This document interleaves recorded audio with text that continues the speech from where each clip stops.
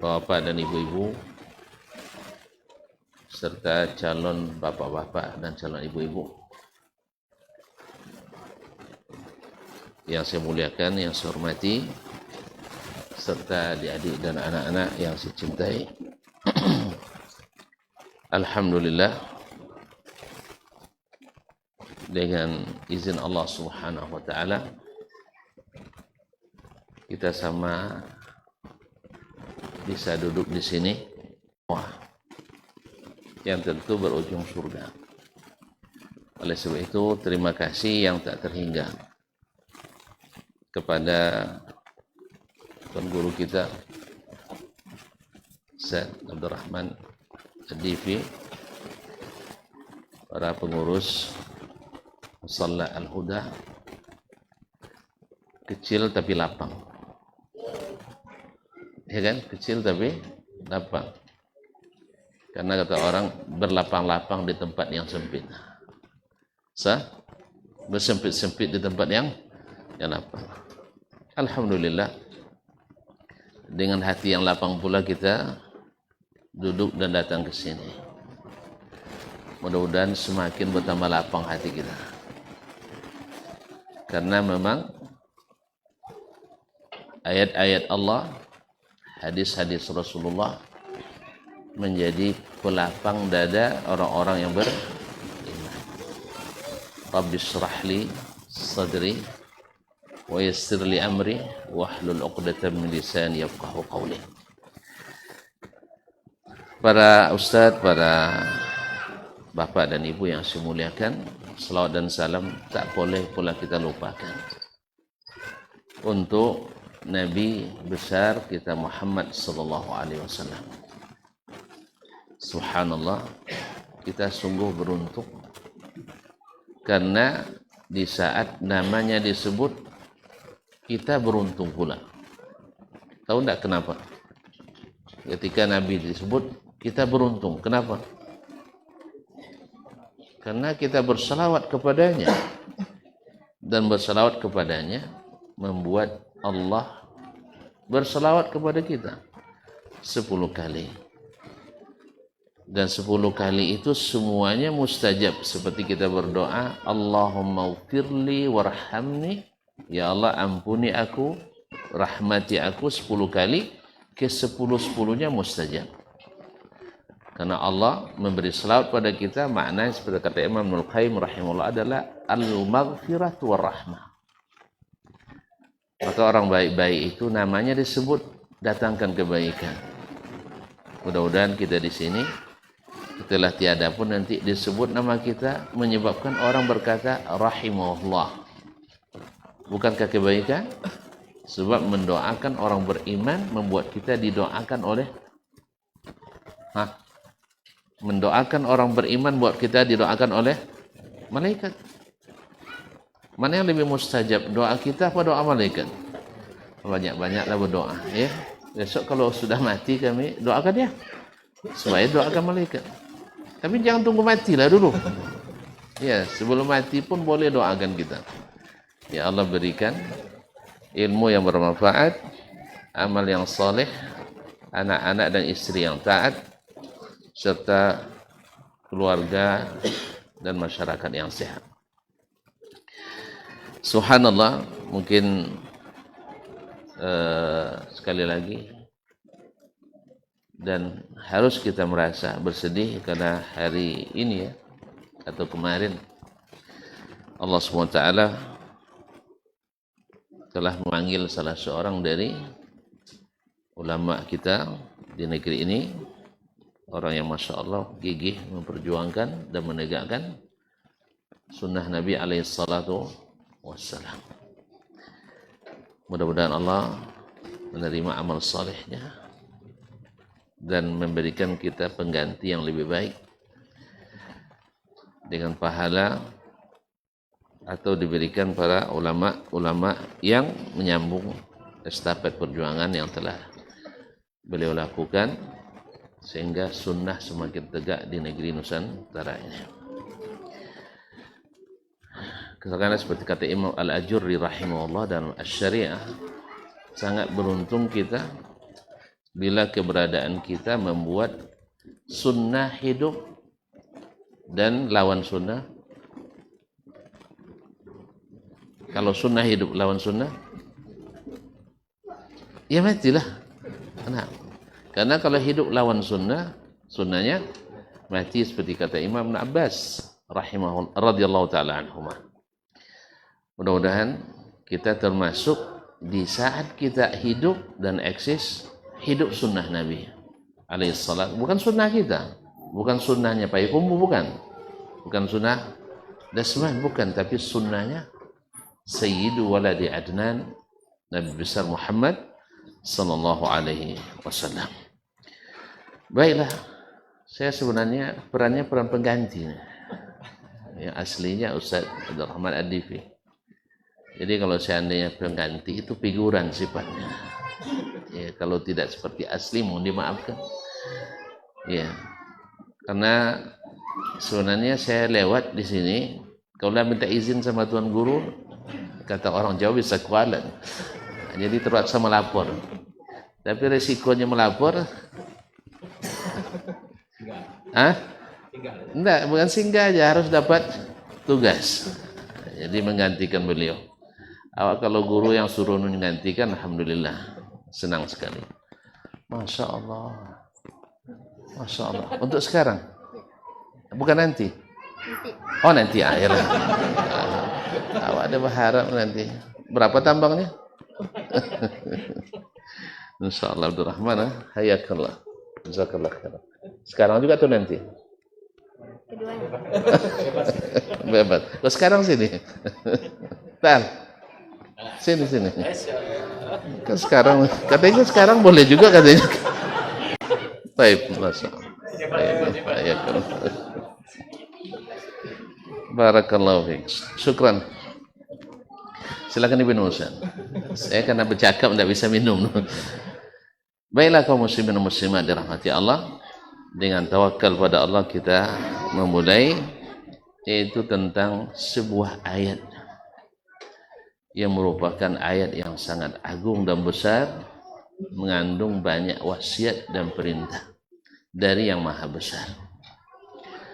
Allah memulai dengan kalimat a'udzubillahi minasyaitonirrajim wa wassaynal insana biwalidayhi husna atau ihsana hamalathu ummuhu kurhan wa wada'athu kurha wa hamluhu wa fisaluhu 30 syahra hatta idza balagha ashuddahu wa balagha 40 sana qala Rabbi auzi'ni an ashkura ni'mataka allati an'amta alayya wa ala walidayya wa an a'mala salihan tarda wa aslih li fi dhurriyyati inni tubtu ilaika wa inni minal muslimin. Ma'asyarul kiram yang dirahmati Allah.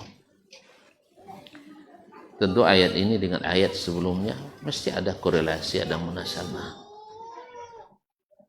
Yaitu tentang orang-orang yang istiqamah. Orang-orang yang istiqamah yang mengatakan innal ladzina qalu rabbuna Allah thumma istaqamu fala khaufun alaihim wa lahum yahzanun. Dan istiqamah di sini tidak mungkin orang istiqamah kecuali menegakkan perintah Allah. Nabi alaihissalatu wassalam tidak bisa istiqamah kecuali mengikut perintah Allah tabaraka ta'ala. Maka Allah katakan kepada nabinya, wastaqim kama umirta la kama aradta. Istiqamahlah hai Muhammad seperti yang diperintahkan kepadamu. Maka Nabi alaihissalatu wassalam disuruh ittabi' ma yuha ilaik. ikut yang diwahyukan kepadamu. Wala tattabi', jangan ikuti keinginan-keinginan orang. Jadi Nabi tidak bisa istiqamah kecuali dengan mengikut perintah Allah, mengikut wahyu dari Allah Subhanahu wa taala. Makanya orang yang tidak mengikut perintah Allah dan Rasul mesti bisa istiqamah. Bisa istiqamah. Tidak boleh tanya nampaknya. Wih, kalau tidak boleh tanya bilang dari awal. Antum suka saya satu jalur aja gitu. Saya ingin ada interaktif. Kalau tidak mau, bilang dari awal. Ustaz, jangan tanya-tanya. Iya. Karena kadang-kadang saya dikritik juga saya amat nih. Ustaz terlalu banyak tanya di sana katanya. Orang sana kurang senang. Kalau gitu saya tidak datang lagi sebenarnya. Kaum muslimin dan muslimat dirahmati Allah. Jadi Nabi SAW disuruh istiqamah seperti yang diperintahkan. Maka orang yang melakukan agama tidak sesuai perintah Allah dan Rasul tidak mungkin itu istiqamah. Kalau dia tidak istiqamah berarti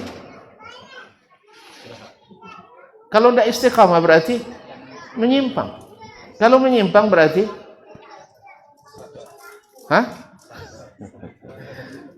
jadi kalau ada simpang sesat ya.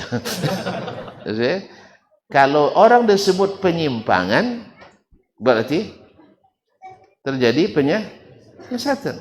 Atau mau dibilang menyimpang? Ini saudara ini punya kelakuan menyimpang. Atau punya aliran menyimpang. Enggak kan? Atau punya selera menyimpang. Atau tabiat menyimpang. Berarti pada asalnya penyimpangan itu tidak lurus.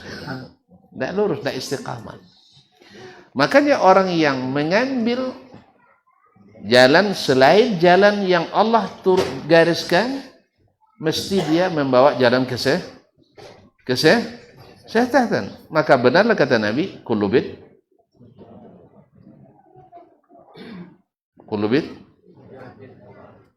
lancar atau nyebut itu ya. Kullu bid'atin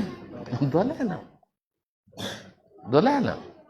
Karena setiap yang tidak diperintahkan itu pasti menyesatkan.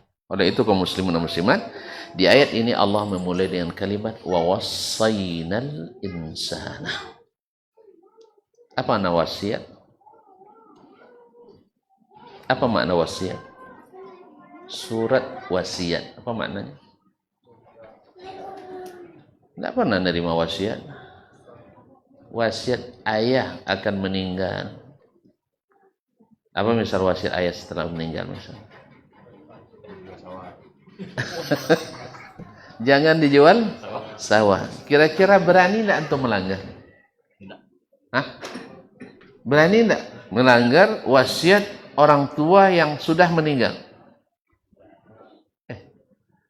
Di sini berani rupanya ya. Durhaka semua rupanya di sini. Tidak berani kita. Sahih? Tidak berani. Bahkan ketika ada orang meninggal, pertanyaan pertama yang ditanya, ada nggak wasiatnya? Sah? Pertanyaan pertama, hak pertama yang harus segera dilaksanakan adalah wasiat. Misalnya ayah itu meninggal, Yong, panggil apa orang tua? Buyong. Papa? Enggak, dia manggil antum pakai papa. Ananda, anak sayang. Masya Allah. Nah, gitu. Ini ayah akan meninggal, ada wasiat yang harus kau laksanakan. Kalau ayah meninggal nanti, kau mesti menikah dengan si fulana. Gimana? Tengok dulu. Nggak ada. Tengok dulu. Yang dia ayah wasiatnya yang sesuai selera dia. Cantik, taat, kaya, salihah, dan boleh poligami kita. Iya. Kalau gitu kira-kira senang tidak dapat wasiatnya? Senang sekali. Mak, berani antum langgar? Enggak. Karena perintah. Nah, ini wasiat dari Allah Subhanahu wa taala. Ini yang sering kaum muslim. Maka kalimat wasiat itu Allah pilihkan kalimat wasiat karena orang memang tahu dia kalau wasiat orang tak berani. Sahih? Kalau perintah kadang masih berani ya. Tapi kalau wasiat enggak. Ini wasiat dia tidak boleh diganggu.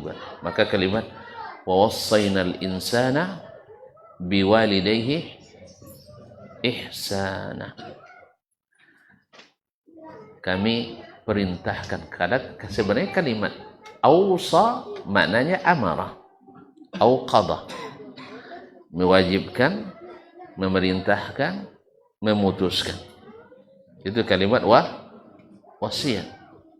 Artinya dia putuskan, memang keputusan dia yang berhak memutuskan. Kemudian dia wajibkan, karena memang kalau sudah wasiat wajib ditunaikan. Nah, jadi sebuah ketetapan yang wajib ditunaikan. Nah, karena ini wasiat Allah SWT kepada manusia. Siapa? Semuanya. Al-insan. Tanpa batas. Walaupun dia pejabat negara. Walaupun dia waliul amri. Kalau kita misalnya presiden. Atau raja. Atau khalifah. Lalu dia punya orang tua. Nah, gimana? Di satu sisi orang tuanya rakyatnya, sah? Yang harus taat juga kepadanya. Tapi dari satu sisi dia orang tua yang harus dia ihsan kepadanya. Maka tidak, jabatannya sebagai waliul amri yang harus ditaati orang tuanya tidak menggugurkan kewajibannya untuk ihsan kepada orang tuanya. Tidak gugur. Mereka muslimin dan muslimat dirahmati Allah Subhanahu wa taala. Orang tua itu adalah nikmat yang Allah berikan kepada kita. Makanya al-insan, semua manusia, termasuk ustaz, termasuk ulama. Ada seorang ulama sedang bikin pengajian seperti ini. Ramai orang yang mendengarkan ceramah. Tiba-tiba datang maknya. Tasman, itu oban ayam boleh dibuka lagi. Itu apa namanya oban ayam itu? Kandang ayam. Kandang sini ya. Kalau kami oban, reban. Ada juga reban ayam. Apa kata beliau? Mohon maaf saudara-saudara semuanya, ibu saya perintahkan saya melepaskan ayam dulu. Pak, pergi dia tinggalkan gajian, lepaskan ayam dulu. Selesai, balik lagi. Bisa enggak sih? Hah? Mak dah mati dah. Nah, untung mak kita enggak pernah suruh Ustaz ya. Kalau sempat kan agak ini juga ya. Apalagi rumah kita jauh dari sini. Nah, tapi alhamdulillah mak saya enggak pernah nyuruh kayak gitu. Ya, tapi andainya dia suruh, dan memang itu yang terjadi. Dia pergi, permisi dulu, orang nunggu, habis itu dia lepaskan ayam maknya, habis itu balik ke kajian kembali. Dia ingat kisah Juraij yang sedang salat sunat. Sedang salat kan tak boleh dibatalkan. Wala tubtilu amalakum. Tapi orang tuanya manggil. Subhanallah. Akhirnya orang tuanya berdoa. Jangan sampai mati Juraij sebelum melihat wajah-wajah wanita-wanita tidak baik. La ilaha illallah. Allah uji dengan ujian yang membuat rumah ibadahnya dihancurkan. Yang membuat nama baiknya diinjak-injak orang, dituduh melakukan perbuatan na'udzubillah. Tapi Allah punya cara pula untuk menyelamatkan mukanya kembali dengan membuat bayi yang dituduhkan kepadanya bisa berucap kembali karena dia tidak berdosa sebenarnya, cuman karena orang tuanya manggil. Makanya ulama ini dibilang tidak mungkin kisah Juraij terulang kembali. Makanya walaupun kayaknya remeh, tetapi orang tua yang memerintah maka dia kerjakan. Ma'asyiral kiram, biwalidayhi ihsana. kepada kedua orang tuanya. Berarti bukan satu saja, bukan ibu, bukan bapak saja, kedua-duanya. Ini wasiat Allah Subhanahu wa taala, jangan sampai anak-anak tidak berbuat baik kepada kedua orang tuanya. Kalimat biwalidayhi ihsana pakai kalimat ihsan. Al-ihsanu al-itqan. Jadi kebaikan yang sempurna. Ada al-hasan, ada ahsan.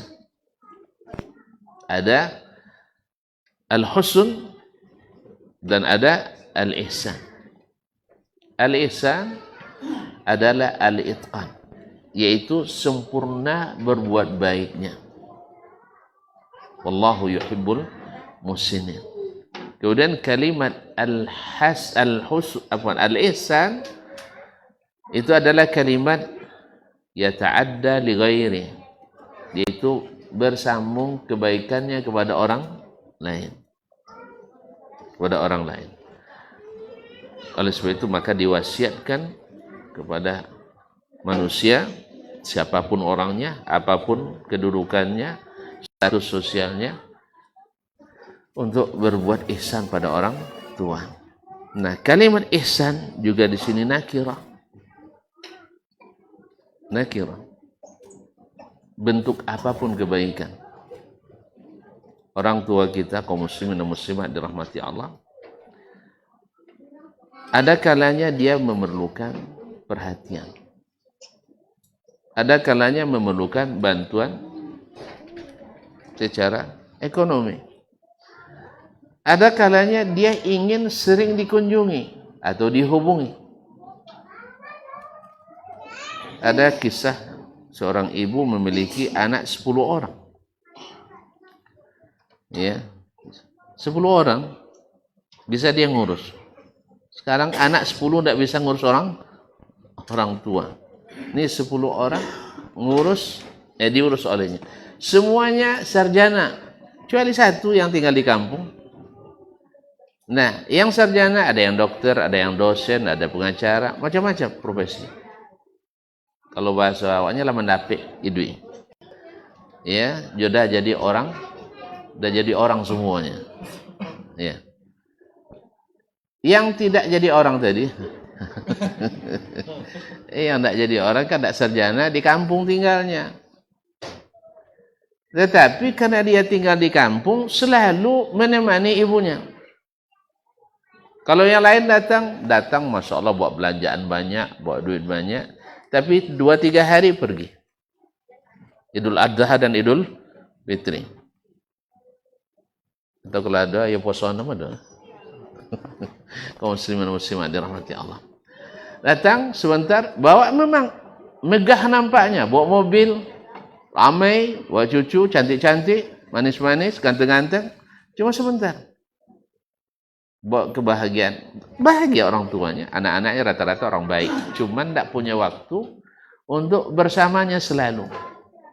Aku tanya, di antara anak ibu yang 10 ini mana yang paling ibu senangi? Jawabannya yang mana? Yang tidak jadi orang tadi. Jadi makanya kaum muslimin dan muslimat dirahmati Allah SWT, tidak mesti untuk berbakti pada orang tua mesti jadi orang dulu. Ya, jadi biasa-biasa saja sudah sangat cukup baginya. Jadi tanya, kenapa ibu lebih senang pada yang di rumah? Padahal lebih sering pula minta bantuan ibunya daripada membantu ibunya dari sisi finansial, dari sisi keuangan. Kenapa? Karena dia yang selalu membersamai saya. Ternyata ibu itu ingin orang yang suka memperhatikannya, yang mendengarkan ceritanya. Kadang-kadang seorang ibu itu ceritanya setiap hari itu sama gitu. Sah?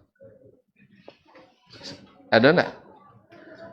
Orang dulu ketika manjik mutan yang jatuh, kan ya? Nah, itu cerita terus. Tapi kalau kita senang dengarnya, senangnya luar biasa. Sama kita dulu waktu kecil cerita sama mak berulang-ulang juga kan? Ya, tapi senang juga mak dengar kita.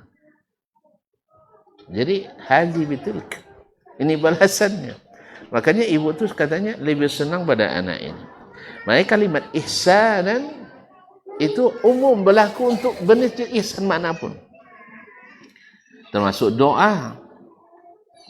Ya, seperti yang akan disebutkan dalam ayat ini juga, termasuk doa yang terbaik untuk orang tua kita. Kemudian di sini Allah SWT sebutkan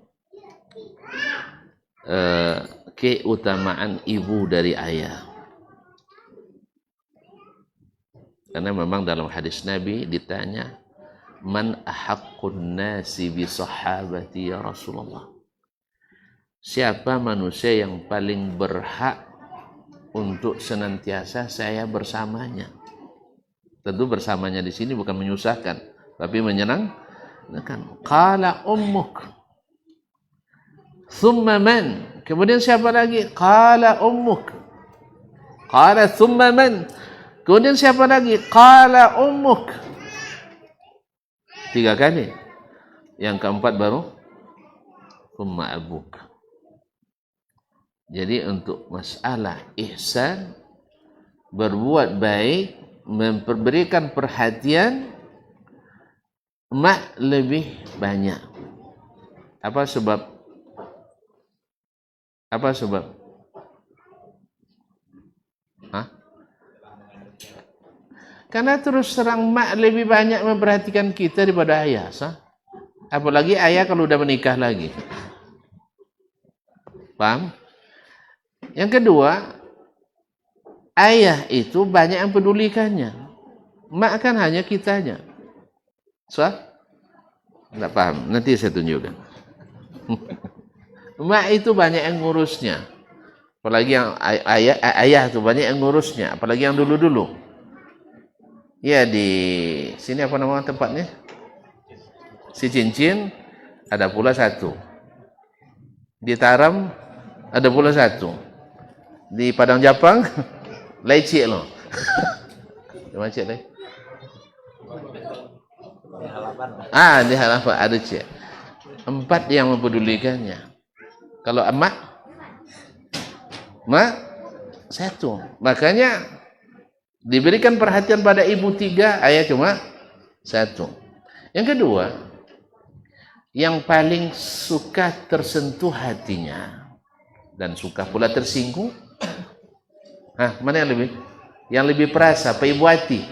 Ayah atau mak? Ayah kalau tidak kita perhatikan mati langnya. Tapi kalau mak, subhanallah, ibu hati. Sahih? Nah, ada sebab itu kaum muslimin, Allah sengaja tunjukkan supaya kita lebihkan dia. Hamalathu ummuhu. Ibunya telah mengandungnya. Walaupun sebenarnya kalau menurut ilmu biologi, ayah lebih lama mengandung daripada ibu sebenarnya. Cuman tidak terbebani, sah? Dia menjaga kesucian dirinya, menjaga bibit itu tak diberikan kecuali kepada yang halal. Itu luar biasa perjuangannya, sah? Luar biasa perjuangannya. Cuman tidak seberat yang ditanggung ibu memang. Tapi kita lebih lama mengandung, jangan main-main.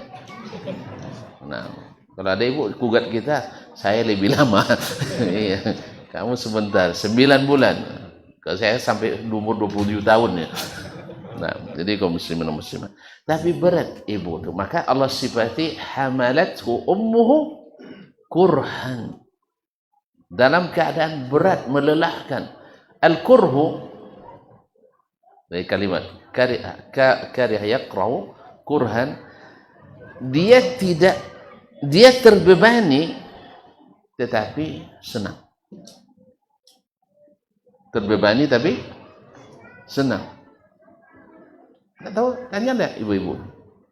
Kalau sempat dia enggak hamil, risau enggak? Atau suka jadinya? Kalau sempat perempuan menikah, enggak hamil, risau atau senang? Risau. Berarti dia suka hamil? Ibu-ibu, Ibu suka hamil? Enggak. Serius lah saya. Dia menikah masa. Kalau enggak suka hamil sebab hamil dibuat terus. Enggak. Justru kalau enggak hamil kadang menghabiskan uang bagian banyak sekali untuk supaya bisa hamil. Kadang abang pula suruh berobat, rupanya ibu yang masalah. Atau sebaliknya, istrinya disuruh berobat, dia yang salah. Kadang tak sabar dia cari istri lain. Ternyata ada 3 istri tidak juga hamil. Jadi kurhan itu sesuatu yang melelahkan tapi disenangi. Kalau tidak Allah berikan kesenangan itu, siapa yang mau bersakit-sakit seperti itu? Sahih? Maka ketika dapat berita kehamilan, istri senang, suami gembira, mertua tenang, orang tua aman. Alhamdulillah anak saya sehat. Kalau sempat tidak, yongnya, tanya ke laki dia, orang jadi paduang anak dan orang sabarlah dulu ya. Disuruh sabar dulu kan. Berarti kurhan sesuatu yang berat tetapi Allah berikan kita menyenanginya. Makanya kaum muslimin dan muslimat dirahmati Allah, Allah SWT berikan kita kesenangan padanya. Makanya anak 1 tambah lagi ya, 2 tambah lagi ya, 3 tambah lagi, 4 jangan dulu ya. Itu orang sekarang karena terpengaruh oleh apa? Iklan-iklan menyesatkan. Kalau dulu kan banyak anak, banyak rezeki. Sekarang sedikit anak, sempit rezeki. Iya. Makanya kaum muslimin muslimat, saya katakan, bapak-bapak ini sebenarnya punya kepentingan banyak anak. Apa sebab? Nggak tahu ya. Mana yang lebih sering berbantah? Orang tua sekarang atau orang tua dulu?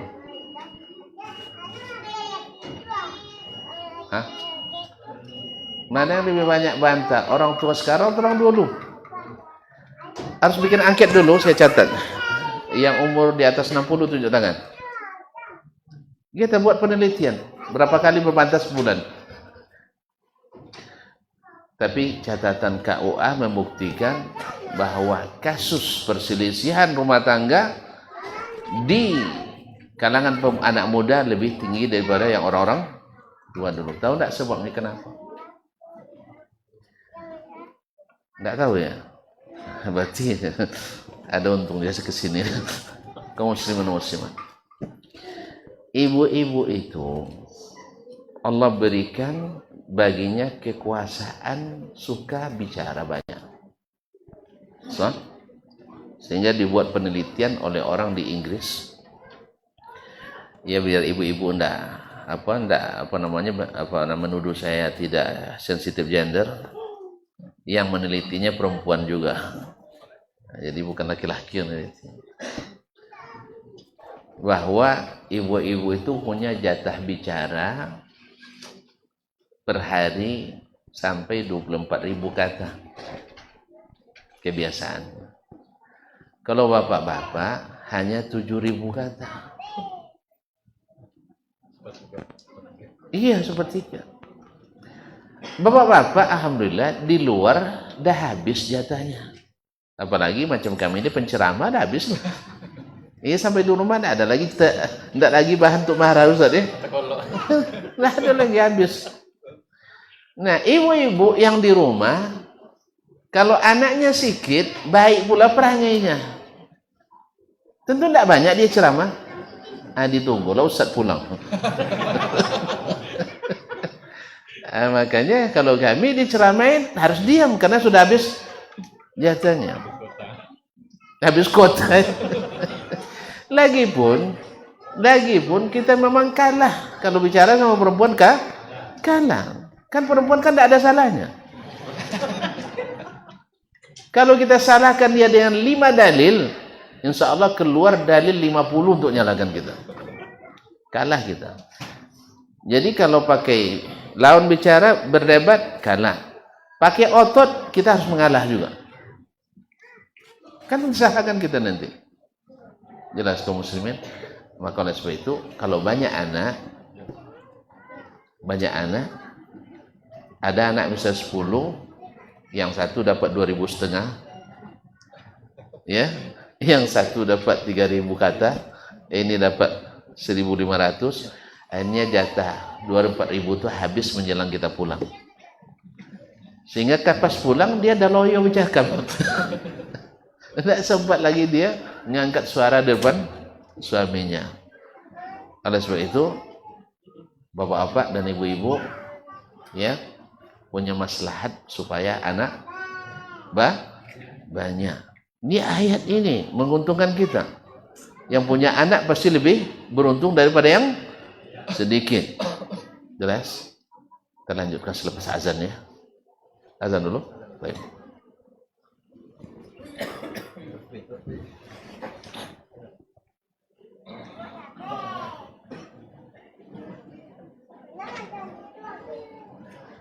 Muhammad.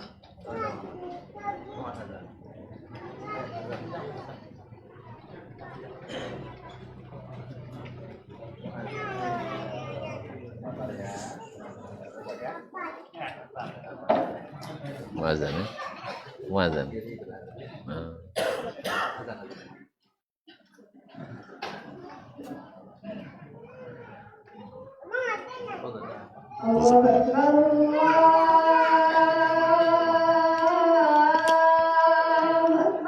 Allah. Allah.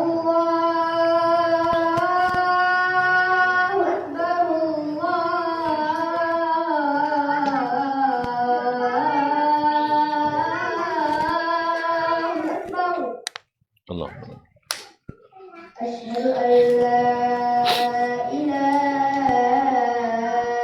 illallah.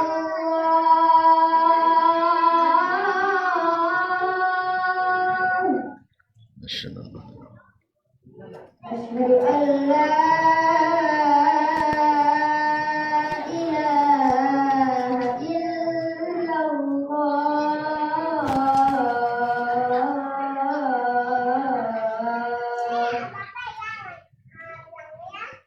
Asyhadu anna Muhammadar Rasulullah.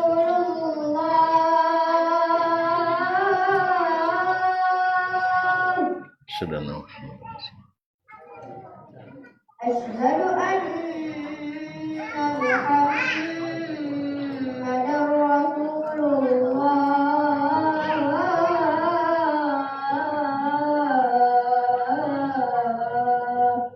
Asyhadu an Hayya 'alas shalah.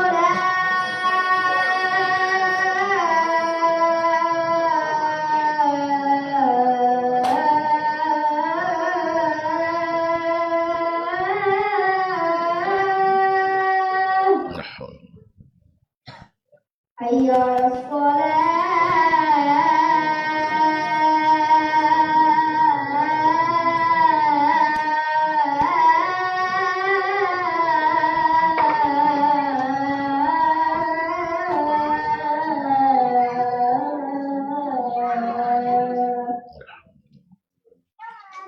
Hayya 'alal falah.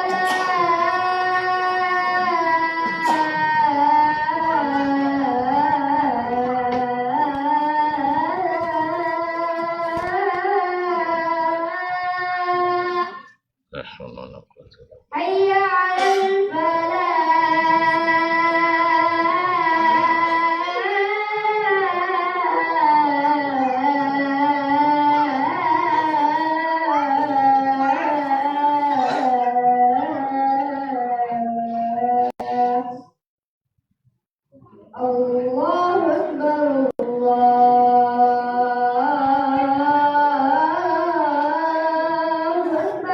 Allahu Akbar. La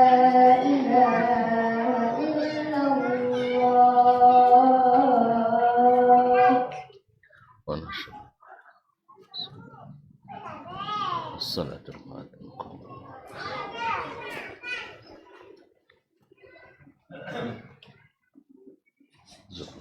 Baik, kaum muslimin, kaum muslimat dirahmati Allah. Sambil menunggu qomat, saya tidak tahu berapa namanya. Asal imam bilang qomat, kita berhenti aja ya. Hah? Berapa namanya Ustaz? 8 menit lagi. Woi. Terus? Sambil sholat. Insya Allah. Saya upayakan saya pendek-pendeknya lagi ya. Tadi agak panjang. Jadi kaum muslimin dan muslimat dirahmati Allah, Allah tunjukkan kelebihan ibu itu sehingga dia berhak untuk mendapatkan haknya lebih. Karena wanita memang perasa. Wanita itu memang perasa. Maka perlu diberikan perhatian lebih. Jadi hamalathu kurhan. Siapa sih bilang orang tua kalau sudah jengkel sama kita? Saya ngandung kamu 9 bulan. Kan itu kan? Habis itu nyusui kamu 2 tahun. Dan 2 tahun kamu belum juga mau berhenti nyusu katanya. Berat itu kaum muslimin muslimat. Allah. Jadi kalau ayah kan enggak. Kalau orang ibu-ibu tuh selalu bilang sama bapak-bapak nih nampak berat kerjanya. Tapi waktunya terbatas, sampai di rumah ngorok dia katanya. Tidur kan? Kalau ibu-ibu dah ada cerita. Jam kerjanya enggak jelas. 24 jam. 24 jam. Nah, kalau bapak enggak, pergi kerja, pulang istirahat. Jangan coba-coba ganggu katanya. Tapi alhamdulillah bapak-bapak sekarang dah beda dengan dulu. Sekarang masya Allah. Ya kadang-kadang dia pula yang di rumah, istrinya pergi kerja. Nah, jadi dah berganti fungsi. Alhamdulillah. Dulu suami terima gaji kasih istri. Sekarang istri terima gaji kasih suami. Kalau dulu gaji istri, gaji suami dimakan oleh keluarga untuk makanan.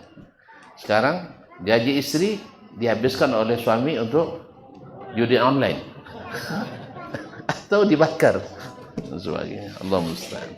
Akhirnya dibakar beneran. Nauzubillah. Wala haula wala quwata illa billah. Jadi kaum muslimin dan muslimat dirahmati Allah, wa wada'athu kurhan, dan melahirkan itu juga berat. Seringan-ringannya melahirkan tetap berat. Seringan-ringannya melahirkan tetap berat. Allah musta'an. Makanya menjelang melahirkan ada kerisauan. Ada kerisauan. Buktinya risau, semakin dekat, semakin sering bertemu dokter. Berarti kan tambah risau. Orang kalau sudah banyak jangan-jangannya berarti ada kerisauan. Karena memang maka diberikan pula oleh Allah Subhanahu wa taala balasan bahwa yang mati ketika melahirkan terhitung syahid. Terhitung syahid. Al-mar'atu allati matat inda talqatiha. Wanita yang meninggal ketika melahirkan. Dan itu kan. Wa hamluhu wa fisaluhu 30 syahra.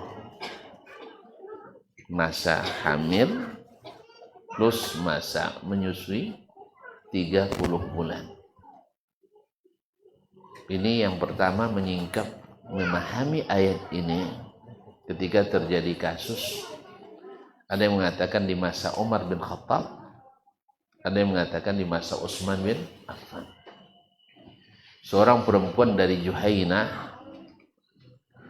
menikah dengan seorang laki-laki.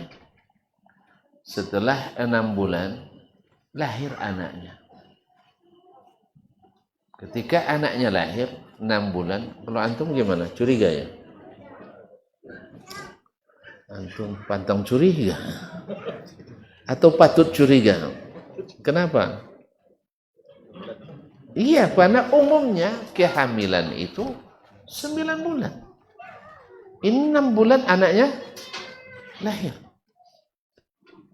Sampai saudari perempuan istrinya tadi menangis.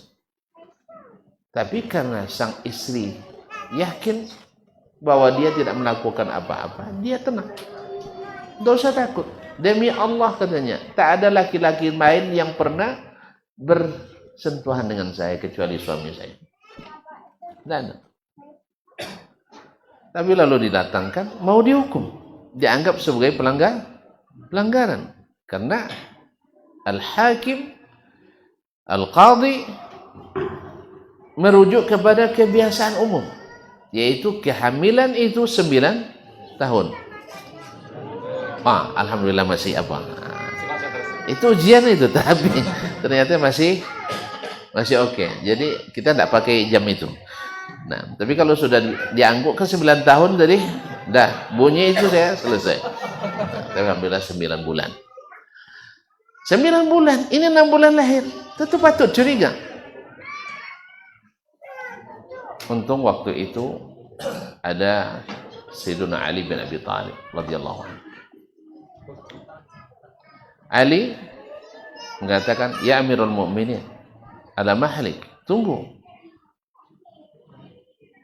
Kenapa? Bukankah Allah dalam surah Al-Ahqaf mengatakan, "Wa hamluhu wa fisaluhu 30 syahra." Masa hamil dan masa menyusui anak itu 30 tahun. 30 bulan. Alhamdulillah. 30 bulan. Nah, lihat. Di dalam surah Al-Baqarah Allah sebutkan, "Wal walidatu yurdi'na auladahunna haulaini kamilaini liman arada yutimma ar-radha'ah." Wanita-wanita menyusui anaknya 2 tahun sempurna. 2 tahun sempurna. 2 tahun sempurna berapa bulan? 24 bulan. 24 bulan dari 30 berapa sisa? 6. Allah sendiri yang sahkan 6 bulan hamil, 24 bulan menyusui. Sah? Makanya tidak patut dicurigai. Jelas? Jadi kaum muslimin dan muslimat, ada sabotase. Nah,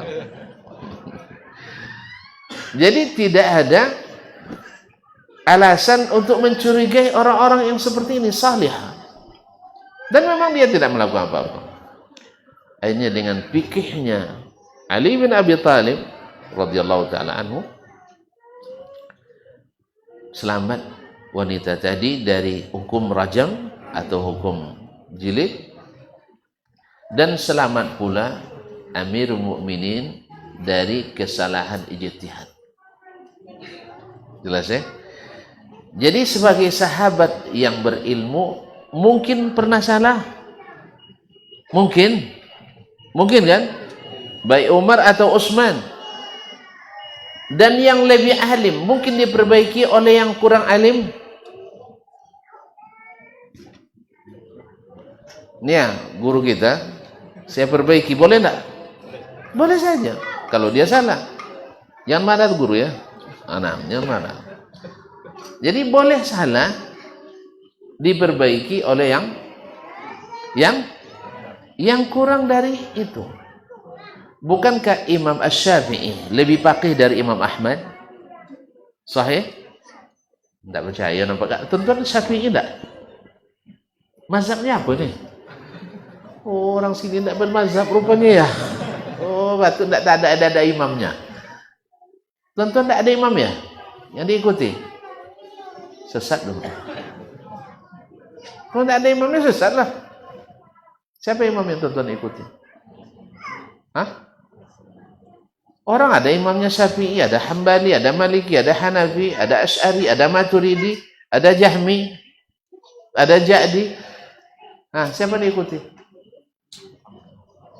Tidak ada imamnya sini. Gaduh-gaduh, campur-campur. Ya, Syekh. Nah, siapa imamnya? Antum mujtahid mutlak ya? Ada yang bilang kalau kita ambil dari Al-Quran hadis langsung mesti mujtahid mutlak. Ini kalau hidup Imam Syafi'i galak-galak. Dulu zaman Nabi SAW masih hidup. Hadhi jumlah mu'taridah la mahalla la min al-i'rab. Dulu ketika Nabi sedang masih hidup,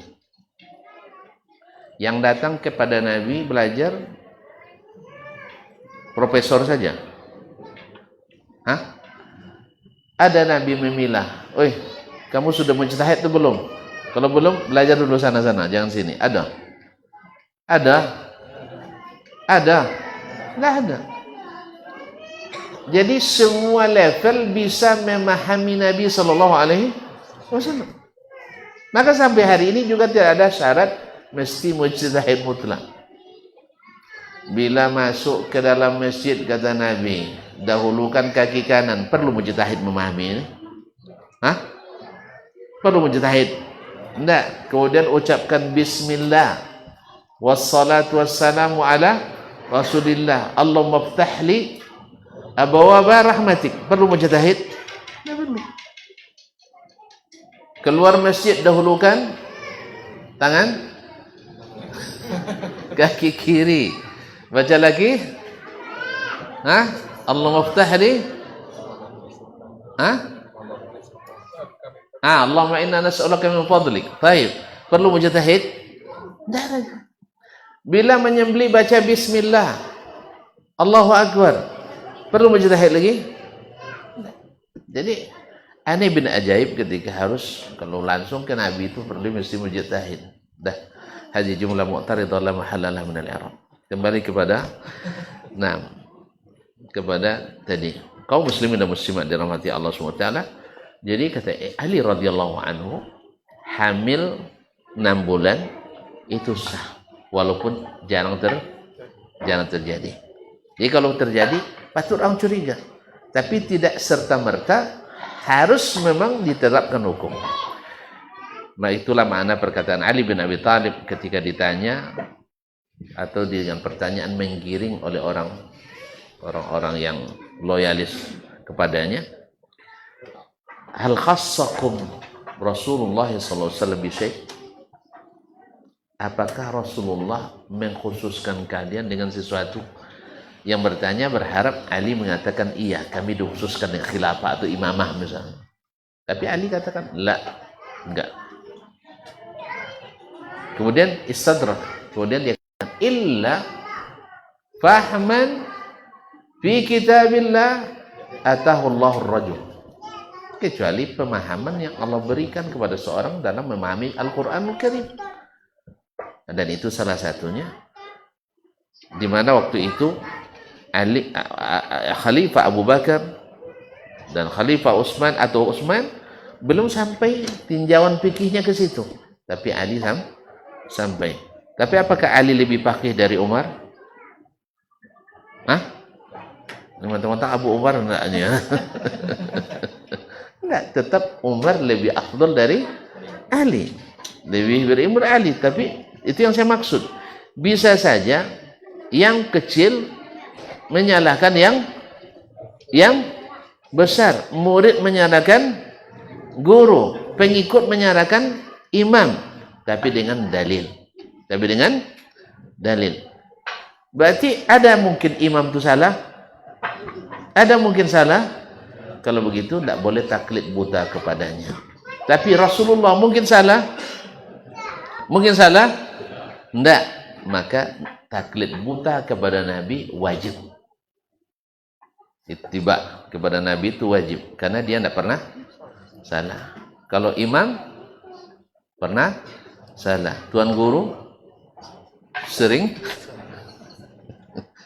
salah. Ya. Tapi apakah dengan seringnya salah kita tidak belajar? Kalau dia sering salah, tidak belajar kita? Tentu jawablah. Saya dulu punya guru nahu sering salah, sehingga kawan-kawan sengaja apa namanya? Apa istilahnya? Ngomporin saya. Nguji guru waktu itu. Awak dia bongak waktu itu diikuti pula kan. Ya, diikuti nguji hari kena marah. Kamu bertanya apa menanya katanya. Ya. Dia agak sering keliru menjelaskan contoh-contoh ilmu nahwu kan. Akhirnya kawan kan awak tahu pandai nahwu waktu itu. Walaupun orang sekarang katanya tidak pandai awak nahwu ini tidak sih. Nah, jadi dikomporin semua kawan. Coba diuji Buya tuh katanya. Bersiapkan pertanyaan lagi. Akhirnya saya kena juga getahnya ketika ujian. Ditanya murid saya, ada pertanyaan tidak dapat saya jawab. Ini gara-gara dulu nguji guru dulu. Iya sih. Makanya siapa yang manjar razuyulan nas jarran nasu zailah. Jadi tidak boleh kita main-mainkan guru. Nah, kesalahan guru bukan berarti kita tidak boleh belajar sama guru. Karena setiap alim seperti kata pepatah Arab, likulli farisin kabwah wa likulli alimin hafwah. Setiap penunggang kuda yang ahli itu mesti sekali-sekali terperosok. Sebagaimana setiap alim pasti ada kesalahan ijtihad. Sebab seperti kata Imam Syafi'i rahimahullah, tak saya temukan satu pun ahlul ilmi bis sunan, orang yang berilmu tentang sunnah, yuhitu bi jami'is sunan, menguasai seluruh sunnah Nabi. Tonton ada bertemu enggak? Ada enggak bertemu seorang ulama yang ahli sunnah menguasai seluruh sunnah? Ada? Kalau Imam Syafi'i semantum tuh. Kalau Imam Syafi'i. Maka oleh sebab itu tidak ada istilah yang tidak ambil kelebihan dari yang lain. Jelas? Maka tidak boleh ada taklid buta kepada seseorang pun. Baik kaum muslimin dan muslimat kepada Allah. Akhirnya Ali bin Abi Thalib tunjukkan, rubbama tajidu fil nahri ma la tajidu fil bahri. Kadang-kadang kau dapatkan di sungai yang tak kau dapatkan di lautan yang luas. Mana lebih luas laut daripada sungai? Laut. Mana banyak ikan di laut apa di sungai? Banyak di laut. Tapi ada sebagian ikan di sungai tak ada di laut. Sah? Dan lebih enak daripada ikan di laut. Contoh kopi tidak bertulang. Tanya Ustaz Dipi. Terus ya? Kopi tidak bertulang. Pernah coba dah? Beginilah agak-agak agak hilir-hilir sedikit ke arah Kuok sana. Ada namanya rumah makan kopi tidak bertulang. Asli tulangnya banyak, tapi orang tu pandai caranya, akhirnya seolah-olah tidak bertulang. Ya, awak lupa pula bawa sini. Dia kaum muslimin. Jadi tidak ada di laut tu, tapi ada di ini. Bisa saja di ulama kecil kita temukan ilmu yang tak kita dapatkan di ulama besar. Oleh sebab itu jangan tinggalkan, yang kecil jangan tinggalkan, yang besar jangan abaikan. Seperti kata Imam Al-Bukhari rahimahullah taala. Kaum muslimin muslimat. Hatta iza balagha ashuddahu wa balagha 40 sana. Di sini dikatakan sampai dia balagha ashuddahu. Apa makna ashuddahu? Dari syiddah itu kokoh. Sampai dia pada usia matang. Kemudian wa balagha 40 sana. Nah, kalimat waw di sini apa lil mughayara atau yang dimaksud umur 40. Kalimat asuddah itu. Sebagian ulama mengatakan dia sama, ada yang mengatakan tidak. Karena kalimat waw biasanya lil mughayara berbeda. Maka mengatakan bahwa asuddah itu menurut para ahli adalah umur 33 tahun sampai 40 atau 39. Artinya sampai umur dia matang dan puncaknya umur 40. Kenapa dikasih umur 40? Orang-orang tua kita dulu ada semacam persepsi yang menurut saya keliru. Kenapa keliru? dulu kalau belum sampai umur 40 tidak boleh naik haji. Harus itu. Harus sih kok. Ya, tentu kan masih muda ya, tidak tahu. Itu orang tua dulu. Kalau di Turki juga kayaknya sampai hari ini masih ada di Turki. Bahwa sebelum sampai umur 40 belum naik haji. Apa sebab? Belum kuat untuk mempertahankan haji itu. Akhirnya mereka rata-rata hajinya tua-tua. Tapi tidak semua orang. Ya tentu di kalangan orang awamnya. Orang awam. Karena dianggap belum matang, belum sempurna di umur 40. Tapi kalau kita melihat ke ayat ini, wallahu a'lam, hatta idza balagha ashuddahu wa balagha 40 sana qala rabbi awzi'ni an ashkura ni'mataka allati an'amta 'alayya wa 'ala walidayya. Sebab umur 40 itu rata-rata orang sudah punya anak. Yang lambat menikah pun rata sudah punya anak. Lalu Allah ingatkan, jangan karena kita sudah punya anak lupa pada orang tua. Kan biasa sih. Jangankan kita pada orang tua, istri saja sering lupa sama suami udah punya anak. Sahih? Abangnya coba dulu bangnya lah punya anak neganya. Jadi kita minta diperhatikan. Seperti masih belum punya anak, jangan harap. Itulah sebabnya kenapa suami ini iya jelas lah.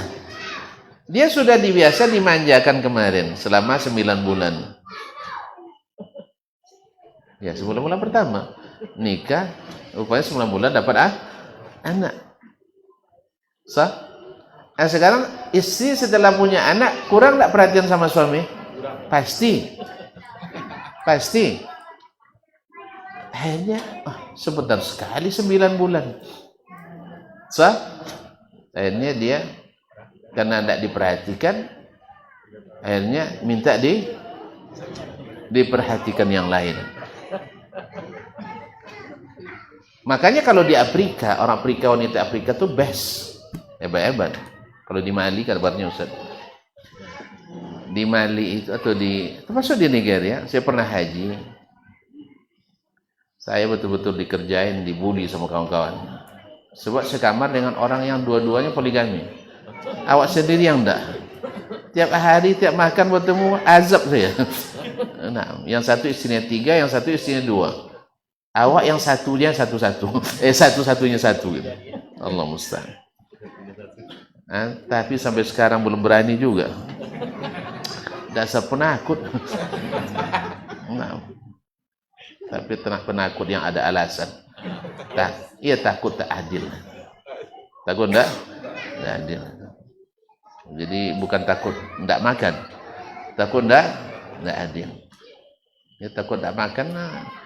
Banyak orang nanggung makan juga. Ini kaum muslimin dan muslimat dirahmati Allah SWT. Jadi di saat kita punya anak, ada kemungkinan kita melalaikan orang tua. Maka Allah ingatkan lagi, siapa yang baik itu? Orang yang bila sampai usia matang, kemudian umurnya sampai 40, dia ingat kembali, Rabbi auzi'ni. Karena umur itu kata orang membagi umur as-suddah, kemudian umur al-kamal, kemudian umur al-i'zar. Umur 60 itu sudah i'zar.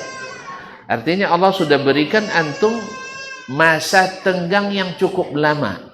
Belum juga mau kembali pada Allah, berarti antum pilihan antum salah. Dia sudah sampai tidak ada peringatan. Kan 60 kan umur rata-rata. Belum juga taubat pada Allah, auzubillah. Nah, di umur ini, di umur al-kamal di sini, umur yang sempurna 60 ini, 40, masih tidak dia mengingat orang tuanya. Maka Allah ajarkan pada kita, dia berkata, Rabbi auzi'ni an ashkura ni'mataka allati an'amta alayya. Ya Allah, auzi'ni, kalimat al-waza' dalam bahasa artinya al-mana'. Sehingga pada menafsirkan ini, ya Allah, jadikan pada diriku mani', penghalang untuk tidak penghalang jangan sampai saya tidak bersyukur kepadamu. Artinya halangi saya dari sifat tidak bersyukur. Halangi dari sifat tidak bersyukur. Berarti harus ada motivasi untuk bersyukur pada Allah atas apa? Atas nikmat yang telah Engkau berikan kepadaku. Wa ala walidayya, dan kepada kedua orang tuaku.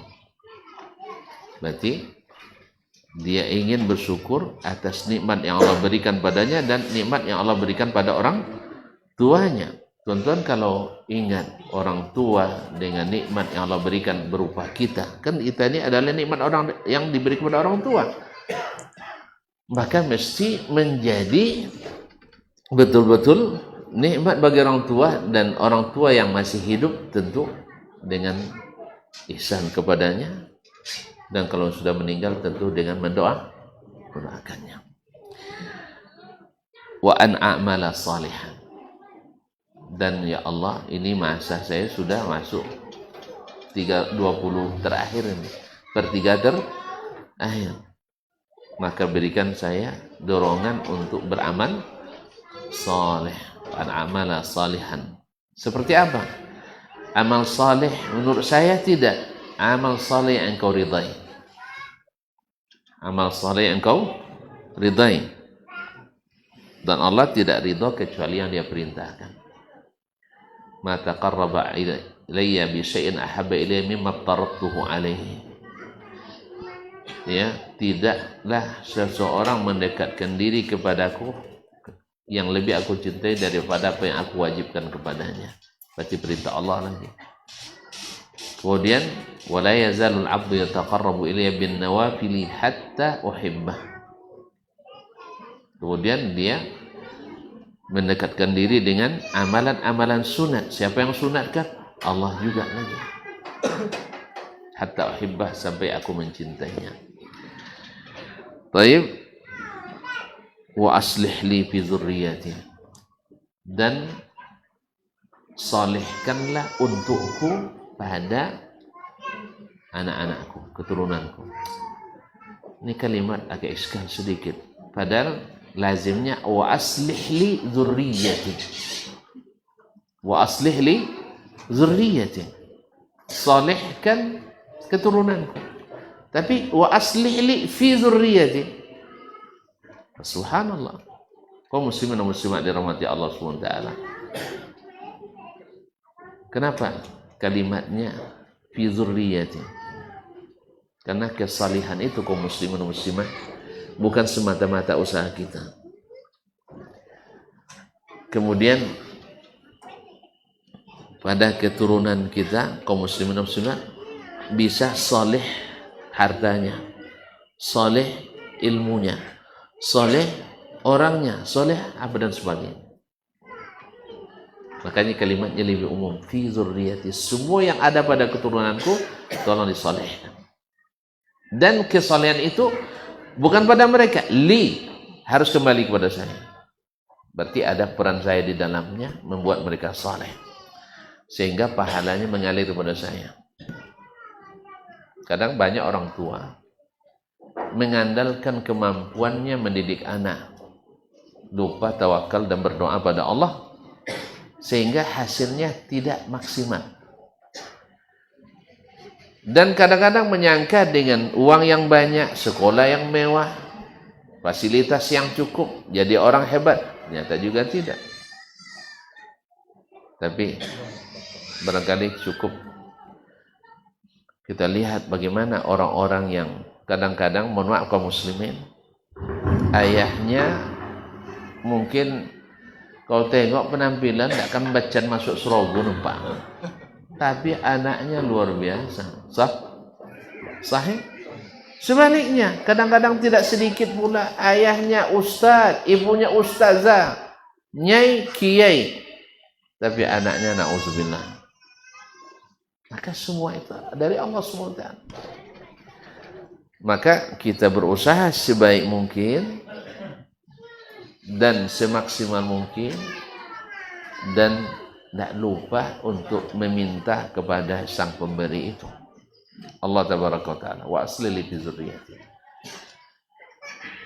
Makanya Umar bin Abdul Aziz rahimahullah ta'ala ketika akan meninggal memanggil anak-anaknya, yarhamukallah, kalau ayah mau, wahai anak-anakku, ayah bisa jadikan kalian orang paling kaya, karena semuanya, yarhamukallah, tanda tangannya. Tetapi ayah tidak ingin, andainya kalian rusak, ayah yang jadi penyebabnya. Kalau kalian rusak, ayah jangan jadi penyebabnya. Dan saya jamin semua yang masuk ke dalam rongga badan kalian itu adalah harta yang halal. Halal.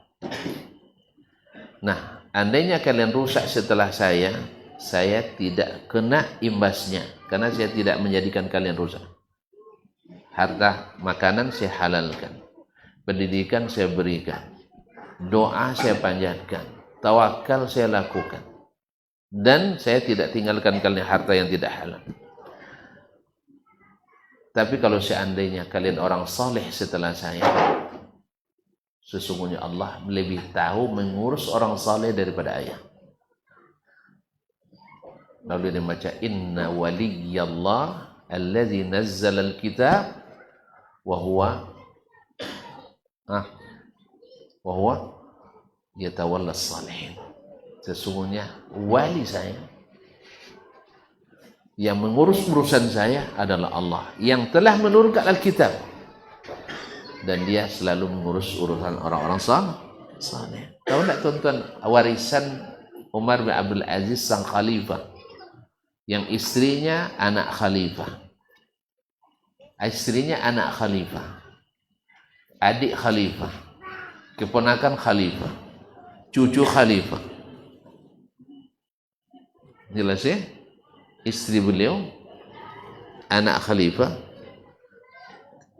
adik khalifah, cucu khalifah, keponakan khalifah, istri khalifah. Tapi berapa harta kekayaan yang ditinggalkannya? Dari anaknya yang 17 tinggal 11 waktu itu. Yang laki-laki dapat warisan setengah dinar. Coba itu 4.200.000 bagi 2.100.000. Itu bagian anak laki-laki.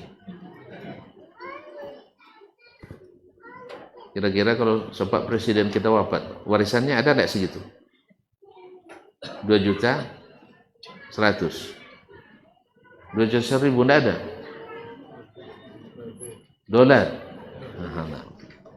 2.100.000 rupiah. Yang perempuan setengah itu, separuh. 1.050.000. Dan beliau pun wafat. Subhanallah, di antara anak beliau yang ditinggalkan dengan warisan sebanyak itu, ada yang Allah berikan kekayaan sehingga bisa berinfak kuda perang, bukan kuda bendi. Kuda perang, bukan kuda bendi. Tahu bedanya? Kuda bendi berapa? 20 juta. Kalau kuda perang 2 miliar. Ada yang 200 juta lah ya. Tapi ada yang sampai 1,6 miliar satu ekor. Jadi kalau muslimin dan muslimat yang mengatakan berapa? Dia mengatakan sampai 950 ekor. Kaya enggak? Kaya enggak? Baik.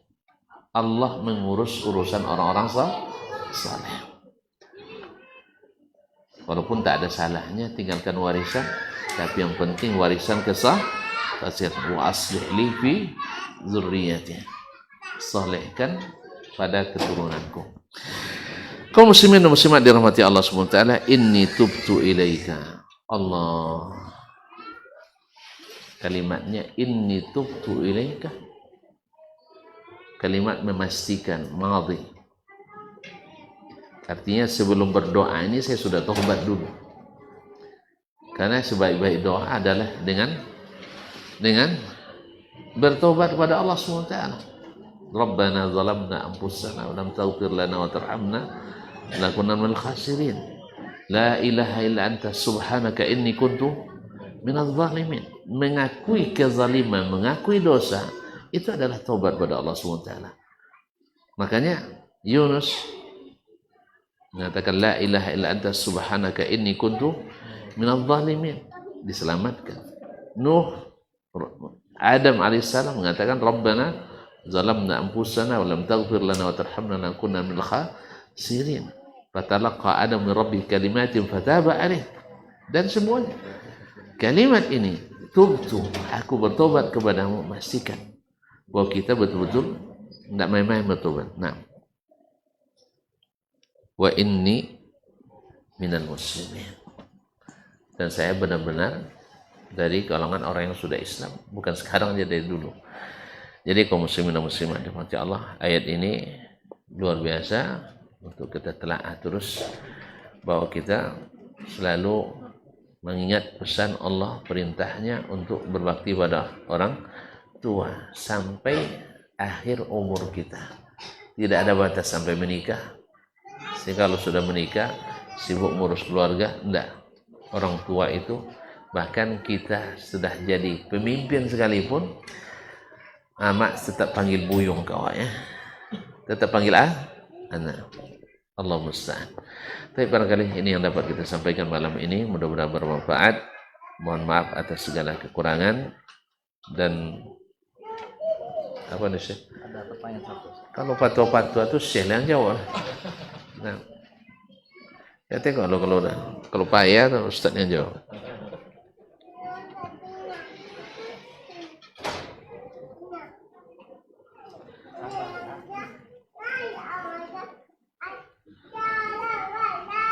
Baik.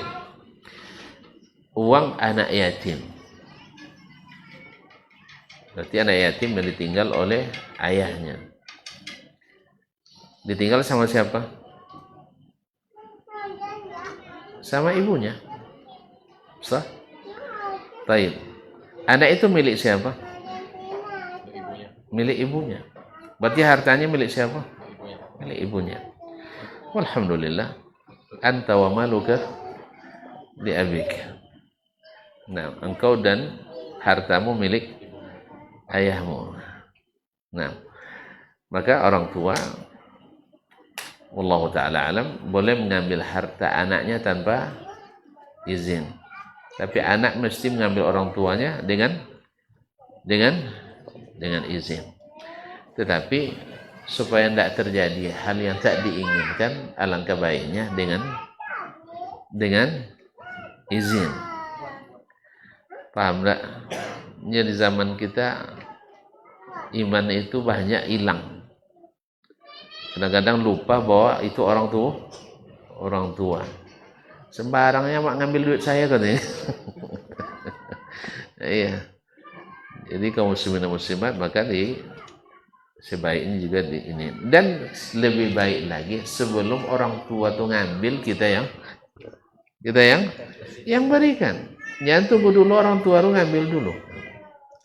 Tapi ini kan pertanyaan tentang anak kecil yang kan yatim, kan masih anak kecil yang belum balik. Boleh enggak ibunya ngambil uangnya, ambil hartanya? Wallahu ta'ala alam, dia masih milik orang tuanya. Maka boleh saja dia memakai harta yang ditinggalkan untuknya. Wallahu ta'ala alam. Karena dia juga yang akan mengurusnya, membelanjainya dan sebagainya. Wallahu ta'ala alam. Kalaulah orang yang wasi, yang mendapat amanah untuk menjaga anak yatim, boleh kan ngambil sesuai bil ma'ruf. Ya. Boleh memakan dengan cara yang ma'ruf, apalagi orang tuanya sendiri. Wallahu ta'ala alam. Baik, terima kasih. Kita tutup aja. Tengok dah loyo nampak. Ya, kita tutup aja lah ya.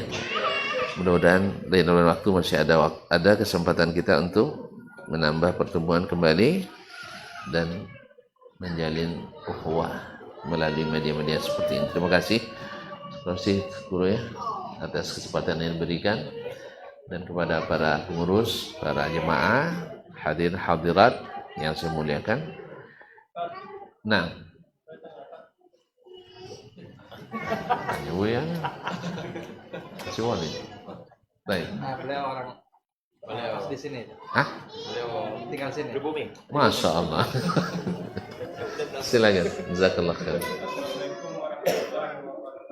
Waalaikumsalam warahmatullahi wabarakatuh.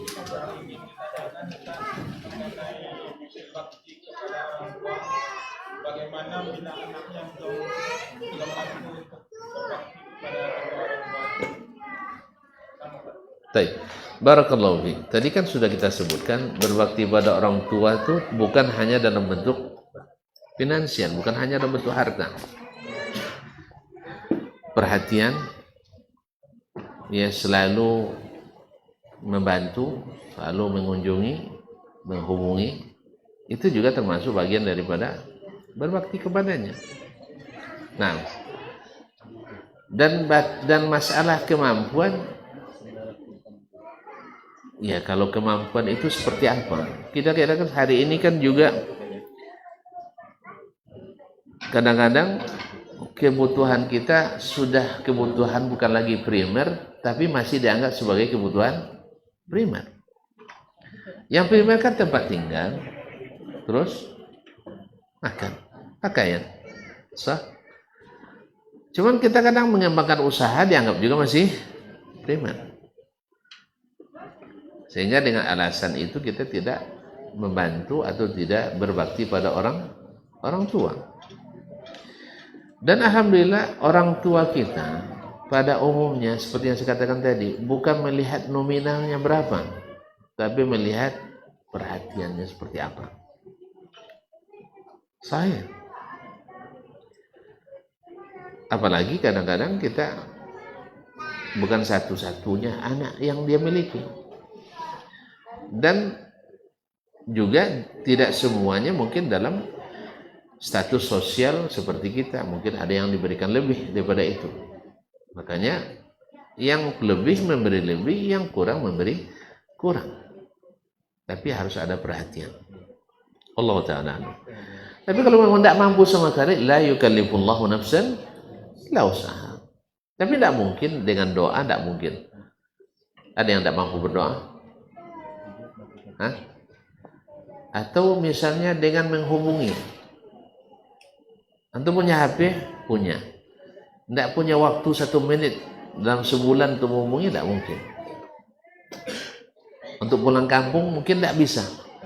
Tapi untuk menghubungi saat ini kan sudah sangat memungkinkan sekali. Nah, wallahu ta'ala alam. Jadi bukan hanya dalam bentuk bantuan finansial saja, tapi bantuan apapun, perhatian apapun. Tadi saya katakan, dari 10 anaknya yang paling dia senangi adalah yang selalu menemaninya dia bercerita. Daripada dia cerita, misalnya dengan kawan-kawan, khususkan waktu untuk orang tua kita bercerita dengannya. Wallahu ta'ala alam. Nah.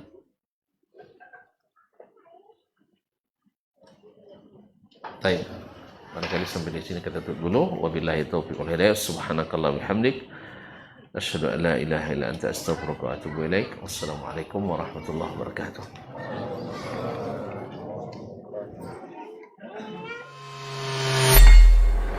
Di para sahabat itu, kaum muslimin, yang terbayang bagi mereka itu adalah infak. Yang terbayang bagi mereka adalah sebuah kebahagiaan, keselamatan di akhirat yang kekal dan abadi di sisi Allah Tabaraka wa Ta'ala. Semua kita boleh klaim sekarang. Kamu cinta Nabi? Cinta Ustaz. Cinta Nabi? Cinta Ustaz. Termasuk saya. Cinta Nabi? Cinta. Kapan tahunya? Besok di akhirat. Maka apa kata Nabi sallallahu alaihi wasallam? Amalur rajuli biyadih. Penghasilan yang terbaik adalah pekerjaan yang dilakukan oleh seseorang dengan tangannya sendiri. Wa kullu bai'in mabrur. Dan setiap jual beli yang mabrur. ini aktivitas ini membantu saya di akhirat atau akan menyulitkan saya di akhirat. Kalau seandainya perbuatan itu ternyata akan menyulitkan kita di akhirat kelak, tinggalkan perbuatan itu.